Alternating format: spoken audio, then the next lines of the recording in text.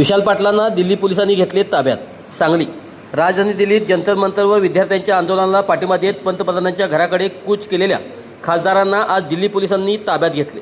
सांगली लोकसभा मतदारसंघाचे खासदार विशाल पाटील यांनाही पोलिसांनी ताब्यात घेतले आहे. मंदिर रोड पोलीस ठाण्यात त्यांना ठेवण्यात आले आहे. खासदार प्रियंका गांधी यांनाही याच पोलीस ठाण्यात ठेवले गेले आहे. आज दुपारी 3:30 वाजता काँग्रेसचे राष्ट्रीय अध्यक्ष मल्लिकार्जुन खरगे यांच्या घरापासून खासदारांनी मोर्चाला सुरुवात केली. पंतप्रधानांच्या घराकडे निघालेल्या या मोर्चात खासदार विशाल पाटील हे प्रियंका गांधी यांच्यासोबत निघाले. त्यांना मंत्री जितेंद्र सिंग यांच्या घरासमोर थांबवण्यात आले. तिथेच प्रियंका यांच्यासह विशाल पाटील आदींना ठिय्या मारला आणि जोरजोरात घोषणा दिल्या. सायंकाळी 6च्या सुमारास पोलिसांनी त्यांना रोखण्याचा प्रयत्न केला. खासदारांचा आक्रमक पवित्रा कायम राहिल्याने त्यांनी 6:15च्या सुमारास खासदारांना ताब्यात घेण्यात आले.